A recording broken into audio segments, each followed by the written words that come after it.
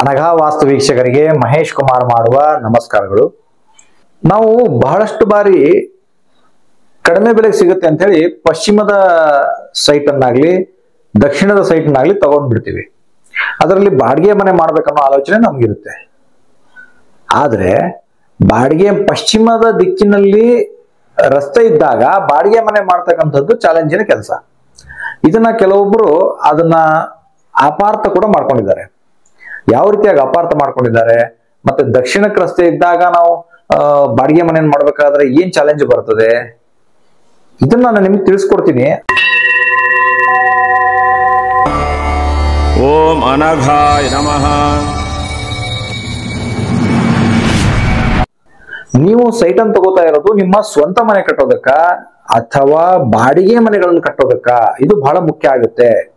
ಯಾವ್ಯಾವ ಸಂದರ್ಭದಲ್ಲಿ ಯಾವ್ಯಾವ ದಿಕ್ಕುಗಳು ನಮಗೆ ಫೇವರೇಬಲ್ ಆಗಿರುತ್ತೆ, ಯಾವ ರೀತಿಯಾದ ಸೈಟು ನಮಗೆ ಈ ಎಲ್ಲ ಒಂದು ವಿಚಾರಗಳಿಗೆ, ಅಂದ್ರೆ ನಾವು ಒಂದು ಕಮರ್ಷಿಯಲ್ ಮೈಂಡ್ ಸೆಟ್ ಅಲ್ಲಿ ಯೋಚನೆ ಮಾಡಿದಾಗ ಒಂದು ಬಾಡಿಗೆ ಮನೆ ಮತ್ತೆ ಓನರ್ ಮನೆ ಈ ಕಾನ್ಸೆಪ್ಟ್ ಅನ್ನ ಮಾಡಬೇಕಾಗಿ ಬಂದಾಗ, ಯಾವ ರೀತಿಯಾಗಿ ಮಾಡ್ಕೊಂಡಾಗ, ಯಾವ ರೀತಿಯಾದ ಸೈಟ್ ಅನ್ನು ತಗೊಂಡಾಗ ಇವೆಲ್ಲದಕ್ಕೂ ಅನುಕೂಲಕರ ಅನ್ನುವಂಥದ್ದನ್ನ ನಿಮ್ಗೆ ವಿಸ್ತಾರವಾಗಿ ತಿಳಿಸ್ತೀನಿ. ಸೈಟಿನ ವಿಚಾರ ಅಂದಾಗ ಯಾವ ಸಂದರ್ಭದಲ್ಲಿ ಯಾವ ಒಂದು ಉದ್ದೇಶಕ್ಕಾಗಿ ನಾವು ಸೈಟ್ ಅನ್ನು ತಗೋತಾ ಇದ್ದೀವಿ, ಆ ಉದ್ದೇಶಗಳಿಗೆ ಅನುಸಾರವಾಗಿ ನಾವು ಸೈಟ್ ಅನ್ನು ಆಯ್ಕೆ ಮಾಡ್ಕೋಬೇಕಾಗತ್ತೆ. ಒಂದು ಸೈಟ್ ಅನ್ನು ಆಲ್ರೆಡಿ ತಗೊಂಡ್ಬಿಟ್ಟಿದೀವಿ, ಅದು ಬೇರೆ ವಿಚಾರ. ಆದ್ರೆ ಇನ್ನು ಮುಂದೆ ನೀವು ತಗೋಬೇಕಾಗಿ ಬಂದಾಗ ಉದ್ದೇಶ ತುಂಬಾ ಇಂಪಾರ್ಟೆಂಟ್ ಆಗಿರುತ್ತೆ.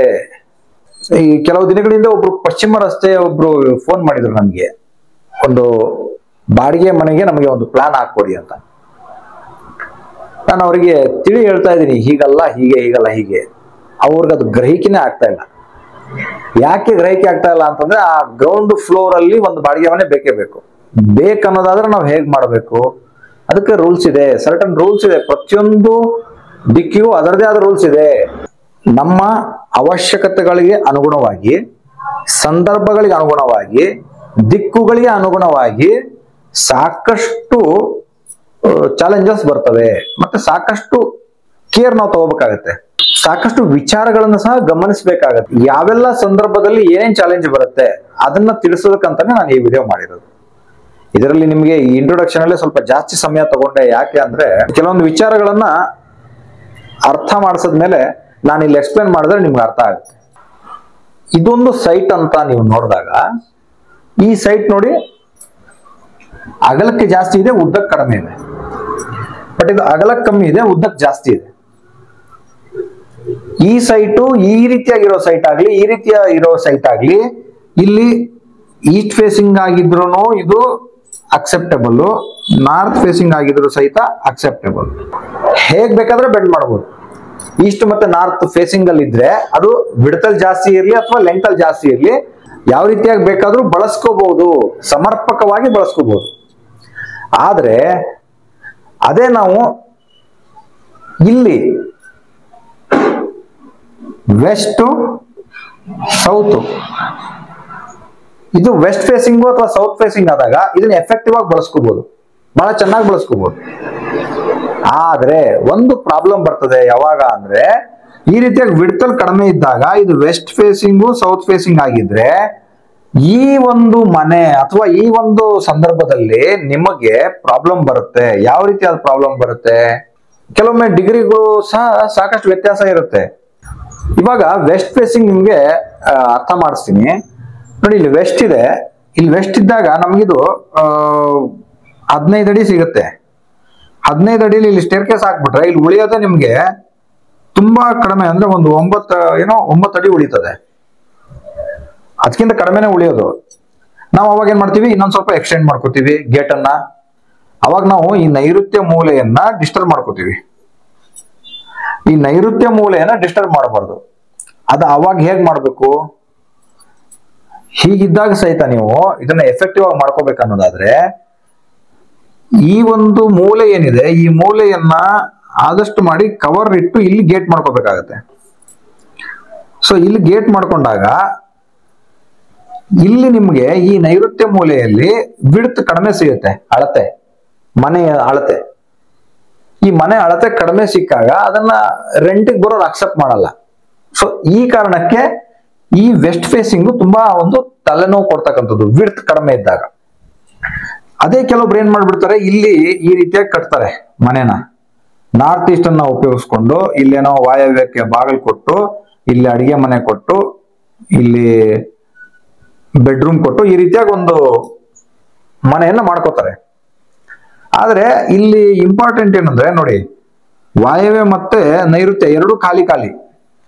ತುಂಬಾ ಇಂಪಾರ್ಟೆಂಟ್ ಜಾಗಗಳೇ ನಮಗ್ ಖಾಲಿ ಖಾಲಿಯಾಗಿ ಬಿಟ್ಟಾಗ ಇದು ದೋಷ ಕೊಡುತ್ತೆ.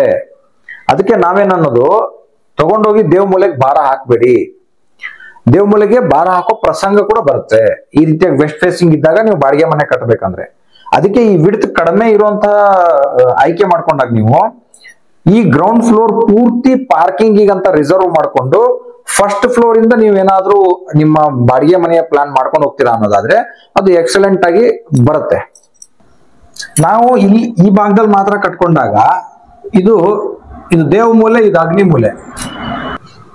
ಈ ದೇವ ಮೂಲೆಯನ್ನ ಭಾರ ಹಾಕ್ದಂಗಾಯ್ತು. ದೇವ ಮೂಲೆಗೆ ಭಾರ ಹಾಕಿ ನಾವು ನೈಋತ್ಯವನ್ನು ಖಾಲಿ ಬಿಟ್ಟಂಗಾಯ್ತು. ಈ ದೋಷಕ್ಕೆ ಒಳಪಡ್ತೀವಿ. ದೇವ ಮೂಲೆಯಲ್ಲಿ ಈ ರೀತಿಯಾಗಿ ಭಾರ ಆದಾಗ ನಿಮ್ಮ ಮುಂದಿನ ಜೀವನ ಅಷ್ಟೊಂದು ಸಮೃದ್ಧಿಯನ್ನ ಪಡ್ಕೊಳ್ಳಲ್ಲ. ನೀವು ನಿಮ್ಮ ಜೀವನದಲ್ಲಿ ಎಲ್ಲ ಡಿಲೇ ಆಗ್ತಾ ಹೋಗ್ತವೆ, ಎಲ್ಲಾ ಕೆಲಸಗಳು ಡಿಲೇ ಆಗ್ತವೆ, ಮನೆಯಲ್ಲಿ ಶುಭ ಕಾರ್ಯಗಳು ಡಿಲೇ ಆಗ್ತವೆ. ಈ ರೀತಿಯಾಗಿ ಸಾಕಷ್ಟು ಇದೊಂದು ಡಿಲೇ ಮಾಡ್ತಕ್ಕಂಥ ಒಂದು ಸಂಯೋಗವನ್ನು ಕೊಡುತ್ತೆ. ಅದೇ ನೀವು ಇಲ್ಲಿ ದಕ್ಷಿಣದ ರಸ್ತೆ ಇದ್ರೆ,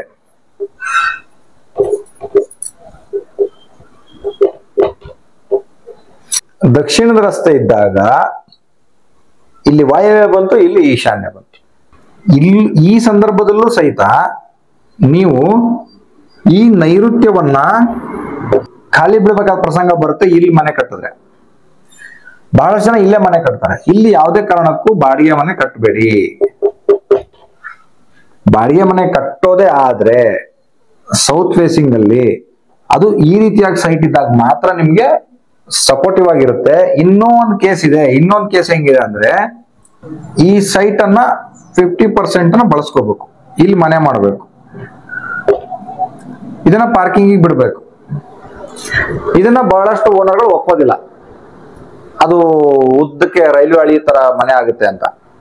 ಈ ಒಂದು ಕಾರಣಕ್ಕಾಗಿನೇ ನಾವೇನ್ ಮಾಡ್ತಾ ಇದ್ದೀವಿ, ನಿಮ್ಗೆ ಸಜೆಷನ್ ಕೊಡ್ತಾ ಇರೋದೇನಂದ್ರೆ, ಈ ರೀತಿಯಾಗಿ ನಿಮ್ಗೆ ಒಪ್ಪಿಗೆ ಇಲ್ಲ ಅನ್ನೋದಾದ್ರೆ ಈ ತರ ವಿಡ್ತಲ್ ಕಡಿಮೆ ಇರತಕ್ಕಂತ ಸೈಟ್ ಇದ್ದಾಗ ಬಾಡಿಗೆ ಮನೆಯ ಆಲೋಚನೆಯನ್ನ ಫಸ್ಟ್ ಫ್ಲೋರ್ ಇಂದ ಮಾಡಿ, ಗ್ರೌಂಡ್ ಫ್ಲೋರ್ ಅನ್ನ ಸಂಪೂರ್ಣ ಪಾರ್ಕಿಂಗಿಗೆ ಮೀಸಲಿಡಿ. ಇದು ಎ ಗ್ರೇಡ್ ಅಲ್ಲಿ ಮಾಡ್ಕೋಬಹುದು, ತುಂಬಾ ಚೆನ್ನಾಗಿ ಕೂಡ ಮಾಡ್ಕೋಬಹುದು. ಈಗೆಲ್ಲ ಒಂದು ಮನೆ ಕಟ್ಟೋ ಸೀಸನ್ ನಡೀತಾ ಇದೆ. ಪ್ಲಾನಿಂಗ್ ಆಗಿ ಸಾಕಷ್ಟು ಜನ ನೀವು ಕರೆ ಕೂಡ ಮಾಡ್ತಾ ಇದ್ದೀರಾ. ನಿಮಗೆ ನಮ್ಮ ಕಡೆಯಿಂದ ಸರ್ವಿಸ್ ಕೊಡ್ತಾನೆ ಇದ್ದೀವಿ. ನಾವು ಈ ವಿಡಿಯೋ ಮಾಡೋ ಉದ್ದೇಶ ಏನಂದ್ರೆ, ಪ್ರತಿಯೊಬ್ಬರಿಗೂ ನಾನು 15 ನಿಮಿಷ 20 ನಿಮಿಷ ಇದನ್ನ ಎಕ್ಸ್ಪ್ಲೇನ್ ಮಾಡ್ತಾ ಕೂತ್ಕೊಳ್ಳಕ್ ಆಗಲ್ಲ. ಈ ವಿಚಾರ ನೀವು ಅರ್ಥ ಮಾಡ್ಕೊಂಡ್ಬಿಟ್ರೆ, ಓ ಎಸ್ ಇದು ಕರೆಕ್ಟ್ ಆಗಿದೆ ಅಂತ ನಿಮ್ಗೆ ಅನ್ಸಿದ್ರೆ ಮಾತ್ರ ನಮಗ್ ಕಾಲ್ ಮಾಡಿ. ಇನ್ನು ಈ ತರ ವಿಡ್ತಲ್ ಜಾಸ್ತಿ ಇದ್ದಾಗ ಯಾವುದೇ ದಿಕ್ಕು ರಸ್ತೆ ಬಂದ್ರು ಈ ಒಂದು ಸ್ಥಳದ ಸದ್ಬಳಕೆ ಮಾಡಿಕೊಂಡು ತುಂಬಾ ಚೆನ್ನಾಗಿ ಪ್ಲಾನಿಂಗ್ ಮಾಡ್ಬೋದು. ಯಾವುದೇ ಡೌಟ್ ಇಟ್ಕೋಬೇಡಿ. ನಾನು ಹೇಳ್ತಾ ಇರೋದು ಈ ವಿಡ್ತ್ ಕಡಿಮೆ ಇರೋ ಸೈಟ್ಗಳು 30, 25 ಈ ತರ ಒಂದು 28, 29, ಕೆಲವೊಬ್ರು 15 ಅಡಿ ಇರುತ್ತೆ. ಅವರೆಲ್ಲ ಕೆಳಗಡೆ ಒಂದು ಬಾಡಿಗೆ ಮನೆ ಬೇಕಂತಾರೆ. ಅವಾಗ ವೆಸ್ಟ್ ಮತ್ತೆ ಸೌತ್ ಇದ್ದಾಗ ಯಾವುದೇ ಕಾರಣಕ್ಕೂ ಗ್ರೌಂಡ್ ಫ್ಲೋರ್ ಅಲ್ಲಿ ಬಾಡಿಗೆ ಮನೆಯ ಆಸೆಗೆ ಬೀಳಬೇಡಿ. ಒಂದು ಆಫೀಸ್ ರೂಮ್ ಬೇಕಾ, ಒಂದು ಚಿಕ್ಕದಾಗಿ ರೂಮ್ ಬೇಕಾ ಮಾಡ್ಕೊಳ್ಳಿ. ಯಾವುದೇ ಕಾರಣಕ್ಕೂ ಇದನ್ನ ಪಾರ್ಕಿಂಗ್ ಬಿಟ್ಕೊಂಡು ಅದನ್ನ ಸಂಪೂರ್ಣವಾಗಿ ಉಪಯೋಗಿಸ್ಕೊಳ್ಳಿ. ಯಾರಾದ್ರು ಕಾರ್ ನಿಲ್ಲಿಸ್ತಾರಂದ್ರೆ ಅವ್ರಿಗೆ ಬಾಡಿಗೆ ಕೊಡ್ಬೋದು. ನೀವು ಯಾವುದೋ ರೀತಿಯಿಂದ ಒಂದು ಅನುಕೂಲ ಆಗೋ ತರ ನೀವು ಮಾಡ್ಕೊಳ್ಳಿ. ಇದು ಈ ಒಂದು ವಿಚಾರ. ಅದೇ ನಾವು ಬಾಡಿಗೆ ಮನೆನೇ ಕಟ್ಬೇಕಾದ್ರೆ ಇದು ಎ ಗ್ರೇಡ್ ಅಲ್ಲಿ ಸಿಗುತ್ತೆ ನಿಮ್ಗೆ. ಯಾವುದೇ ದಿಕ್ಕಿರ್ಲಿ ರಸ್ತೆ, ಈಸ್ಟ್ ಇರ್ಲಿ, ನಾರ್ತ್ ಇರ್ಲಿ, ಸೌತ್ ಇರ್ಲಿ, ವೆಸ್ಟ್ ಇರ್ಲಿ, ಈ ತರ ವಿಡ್ತಲ್ ಜಾಸ್ತಿ ಇರ್ತಕ್ಕಂಥದ್ದು, ಲೆಂತ್ ಅಲ್ಲಿ ಕಡಿಮೆ ಇರ್ತಕ್ಕಂಥದ್ದು ಇಂಥ ಸೈಟು ನಿಮ್ಗೆ ಎ ಗ್ರೇಡ್ ಅಲ್ಲಿ ಆಗಿ ಬರುತ್ತೆ. ಈ ತರ ವಿಡ್ತ್ ಕಡಿಮೆ ಇರತಕ್ಕಂತ ಏನಾದ್ರು ಸೈಟ್ ಇದ್ರೆ ಓನ್ಲಿ ನಾರ್ತ್ ಮತ್ತು ಈಸ್ಟ್ ಇದ್ದಾಗ, ಫೇಸಿಂಗ್ ರಸ್ತೆ ಇದ್ದಾಗ ಮಾತ್ರ ಈ ಒಂದು ವಿಡ್ತ್ ಇರ್ತಕ್ಕಂತ ಸೈಟ್ ಅನ್ನ ಬಾಡಿಗೆ ಮನೆ ಉದ್ದೇಶಕ್ಕಾಗಿ ನೀವು ಖರೀದಿ ಮಾಡ್ತಾ ಇದ್ರೆ ಇದನ್ನ ಆಯ್ಕೆ ಮಾಡಿಕೊಳ್ಳಬಹುದು. ನೀವು ಸೌತ್ ಮತ್ತೆ ವೆಸ್ಟ್ ಇದ್ದಾಗ ಈ ತರ ವಿಡ್ತ್ ಕಡಿಮೆ ಇದ್ರೆ ಇನ್ನೊಮ್ಮೆ ಆಲೋಚನೆ ಮಾಡಿ. ಗ್ರೌಂಡ್ ಫ್ಲೋರ್ ಅನ್ನ ಸಂಪೂರ್ಣ ಪಾರ್ಕಿಂಗ್ ಬಿಡುವಂತ ಮನಸ್ಥಿತಿ ನಿಮಗಿದ್ರೆ ಮಾತ್ರ ಈ ತರದ ಸೈಟ್ಗಳನ್ನ ಬಾಡಿಗೆ ಮನೆಗಾಗಿ ಖರೀದಿ ಮಾಡಿ. ಮತ್ತೆ ಈ ತರದ ನಾವು ಬಾಡಿಗೆ ಮನೆಗಳನ್ನ ಮಾಡ್ಬೇಕಾದ್ರೆ ಈ ಬಾಡಿಗೆ ಮನೆಗಳು ಸಹಿತ ವಾಸ್ತು ಇರಬೇಕು, ಅದನ್ನ ಗಮನಿಸಿ. ಒಂದು ಫ್ಲೋರ್ ಅಲ್ಲಿ ಒಬ್ರು ಮನೆ ಯಾರೋ ಫೋನ್ ಮಾಡಿದ್ರು, 50-30 ಅಳತೆ ಇದೆ, ಒಂದು ಫ್ಲೋರ್ 3 ಬಾಡಿಗೆ ಮನೆ ಬೇಕು ಅಂತ ಕೇಳಿದ್ರು.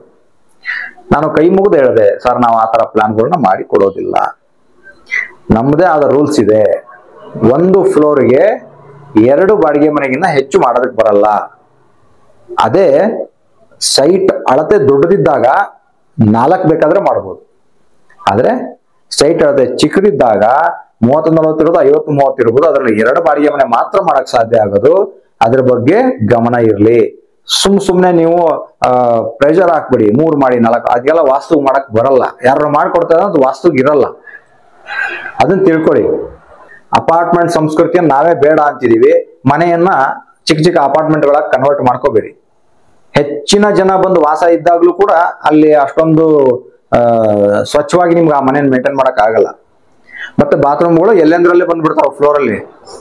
ಗ್ರೌಂಡ್ ಫ್ಲೋರ್ ಒಂದು ಬಾಡಿಗೆ ಮನೆ, ಫಸ್ಟ್ ಫ್ಲೋರ್ ಅಲ್ಲಿ ಅವರಿಗೆ ಟಾಪ್ ಅಲ್ಲಿ ಅಂದ್ರೆ ಆ ಸೆಕೆಂಡ್ ಫ್ಲೋರ್ ಇಂದ 3rd ಫ್ಲೋರು 4ನೇ ಫ್ಲೋರ್ಗೆ 3 ಬಾಡಿಗೆ ಮನೆ ಬೇಕು 1 ಫ್ಲೋರ್ಗೆ ಅಂತ. ಈ ತರ ಮಾಡೋದಕ್ಕೆ ಬರಲ್ಲ, ಯಾರು ಮಾಡ್ಕೋಬೇಡಿ.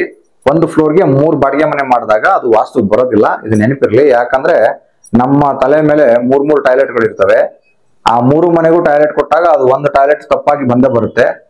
ಮತ್ತೆ ನಾವು ಅಲ್ಲಿ ಕೆಲವೊಂದು ಮೂಲೆಗಳು ಕಟ್ಟಾಗ್ತಕ್ಕಂಥದ್ದು, ಆ ಮನೆಯಲ್ಲಿ ವಾಸ್ತು ದೋಷಗಳು ನಿರ್ಮಾಣ ಆಗುತ್ತೆ. ಅಲ್ಲಿ ಬಂದವರ ಕರ್ಮಗಳನ್ನ ನೀವು ಅನುಭವಿಸ್ಬೇಕಾಗತ್ತೆ. ಇನ್ನು ಓವರ್ ಆಲ್ ವಿಚಾರ ಹೇಳ್ಬೇಕು ನಾನು ಅಂತಂದ್ರೆ, ಮನೆ ಎಷ್ಟು ಇಂಪಾರ್ಟೆಂಟು ಅಷ್ಟೇ ಇಂಪಾರ್ಟೆಂಟ್ ಬಾಡಿಗೆ ಮನೆ. ಯಾಕಂದ್ರೆ ಅಲ್ಲಿ ಬರೋದು ಮೃಗಗಳಲ್ಲ, ಅಲ್ಲಿ ಬರೋರು ಮನುಷ್ಯರೇ. ಅಲ್ಲಿ ಮನುಷ್ಯರು ಬಂದಾಗ ಅವರು ಆ ಬಾಡಿಗೆ ಮನೆಯಲ್ಲಿದ್ದು ಏನಾದ್ರೂ ಕಷ್ಟ ಕರ್ಮಗಳನ್ನ ಅನುಭವಿಸಿದ್ರೆ ಅದರ ಪ್ರತಿಫಲ ನೀವೇ ತಿನ್ಬೇಕು. ಯಾಕಂತ ಹೇಳಿ ನೋಡೋಣ. ಯಾಕಂದ್ರೆ ಆ ಬಾಡಿಗೆಯನ್ನ ನೀವು ರಿಸೀವ್ ಮಾಡ್ತಾ ಇರ್ತೀರ.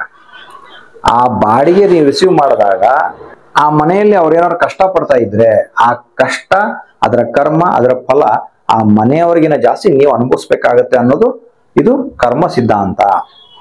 ಅದಕ್ಕೆ ನಾವೇನ್ ಮಾಡ್ಬೇಕು, ಮನೆ ಕಟ್ತಾ ಇದ್ದೀರಾ ಅನ್ನೋದಾದ್ರೆ ಅದು ಬಾಡಿಗೆ ಮನೆಗೆ ಆಗಿರ್ಲಿ, ಸ್ವಂತ ಮನೆಗೆ ಆಗಿರ್ಲಿ, ಖಂಡಿತ ಅದಕ್ಕೆ ವಾಸ್ತು ಪ್ರಕಾರ ಪ್ಲಾನಿಂಗ್ ಮಾಡಿಸ್ಕೊಳ್ಳಿ. ಅಲ್ಲಿ ಬಂದವರು ಸಮೃದ್ಧಿ ಆದ್ರೆ ಅವ್ರು ನಿಮಗೆ ಬ್ಲೆಸ್ಸಿಂಗ್ ಮಾಡ್ತಾರೆ, ನೀವು ಚೆನ್ನಾಗಿರ್ಲಿ ಅಂತ. ಅವಾಗ ನೀವು ನಿಮ್ಮ ಮಕ್ಕಳು ಎಲ್ಲ 100 ಕಾಲ ಚೆನ್ನಾಗಿರ್ತೀರ. ಆ ಬ್ಲೆಸ್ಸಿಂಗ್ಸ್ ಇಂದ ಜೀವನ ಸಮೃದ್ಧಿ ಆಗುತ್ತೆ ಹೊರತು ಯಾರೋ ಒಂದು ಬೇಸರದಿಂದ ಕೊಟ್ಟಂತ ಹಣದಿಂದ ಅಲ್ಲ. ಇದು ಕರ್ಮ ಸಿದ್ಧಾಂತದ ವಿಚಾರ. ಕೆಲವೊಂದು ಓನರ್ಗಳು ಇರ್ತಾರೆ, ಇಲ್ಲ ಅಂತಲ್ಲ, ಅವ್ರೇನು ನನಗೆ ಹಣ ಬಂದ್ರೆ ಸಾಕು, ನನಗೆ ಇಷ್ಟು ಹಣ ಬಂದ್ರೆ ತಿಂಗಳಿಗೆ ಸಾಕು, ಆ ಮನೆ ಏನಾರ ಹಾಕೊಂಡು ಹೋಗ್ಲಿ, ಅಲ್ಲಿ ಯಾರ ಬರ್ಲಿ, ಅವ್ರು ಹೆಂಗಾರ ಇರ್ಲಿ, ಅವ್ರಿಗೆ ಏನಾರ ಆಗೋಗ್ಲಿ. ಕೆಲವೊಂದು ಬಿಲ್ಡಿಂಗ್ ಗಳಲ್ಲಿ ನಾನು ಸಾಕಷ್ಟು ಗಮನಿಸಿದೀನಿ, ತುಂಬಾ ಜನರಿಗೆ ಆಕ್ಸಿಡೆಂಟ್ ಆಗಿರುತ್ತೆ ಆ ಬಿಲ್ಡಿಂಗ್ ಅಲ್ಲಿ ಇರೋರಿಗೆ. ಆದ್ರೂ ಅವ್ರಿಗೆ ಅದು ಗಮನಕ್ಕೆ ಬಂದಿರಲ್ಲ, ಏನಕ್ಕೆ ಆಗ್ತಾ ಇದೆ. ಈ ಬಿಲ್ಡಿಂಗ್ ಅಲ್ಲಿ ಇದ್ದರು, ಅಕ್ಕಪಕ್ಕ ತುಂಬಾ ಬಿಲ್ಡಿಂಗ್ ಇದೆ, ಆ ಬಿಲ್ಡಿಂಗ್ ಅಲ್ಲೇ ಯಾಕೆ ಆಗ್ತಾ ಇದೆ. ಒಬ್ರು ಕಾಲ್ ಮುರ್ಕೋತಾರೆ, ಒಬ್ರು ಕೈ ಮುರ್ಕೋತಾರೆ, ಒಬ್ರು ಇನ್ನೊಂದು ಮುರ್ಕೋತಾರೆ, ಅದ್ ನಡೀತಾನೆ ಇರುತ್ತೆ. ಅದ್ ಯಾಕಿರ್ಬೋದು. ಅದಕ್ಕೆ ನೀವು ಬಾಡಿಗೆ ಹೋಗೋ ಮುನ್ನ ಸ್ವಲ್ಪ ಕೇರ್ಫುಲ್ ಆಗಿ ಹೋಗಿ.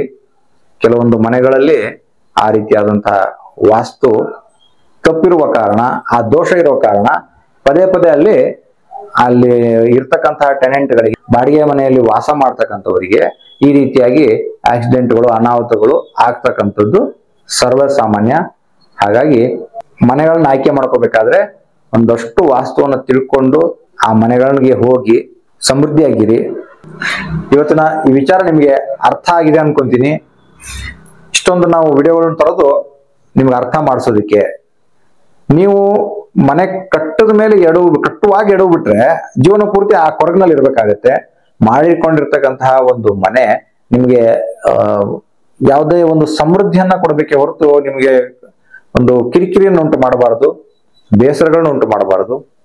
ಈ ವಿಚಾರ ಸೈಟಿನ ಸದ್ಬಳಕೆ ಮತ್ತೆ ಬಾಡಿಗೆ ಮನೆಗಳಿಗೆ ಹೇಗೆ ನಾವು ಅದನ್ನ ಅಳವಡಿಸ್ಕೋಬೇಕು ಅನ್ನೋದನ್ನ ನಾನು ತಿಳಿಸ್ಕೊಟ್ಟಿದ್ದೀನಿ. ಈ ವಿಚಾರ ಮನೆ ಕಟ್ಟೋರಿಗೆ ಬಹಳ ಉಪಯುಕ್ತವಾಗಿದೆ ಅಂತ ಭಾವಿಸ್ತೀನಿ. ನಿಮ್ಮೆಲ್ಲರ ಆಶೀರ್ವಾದ ಹೀಗೆ ನನಗೆ ವಾಸ್ತು ಮೇಲೆ ಇರಲಿ ಅಂತ ಕೇಳ್ಕೊತಾ ಇವತ್ತಿನ ವಿಡಿಯೋಗೆ ಪೂರ್ಣ ವಿರಾಮ ಇಡ್ತಾ ಇದ್ದೀನಿ. ನಮಸ್ಕಾರ, ಧನ್ಯವಾದಗಳು.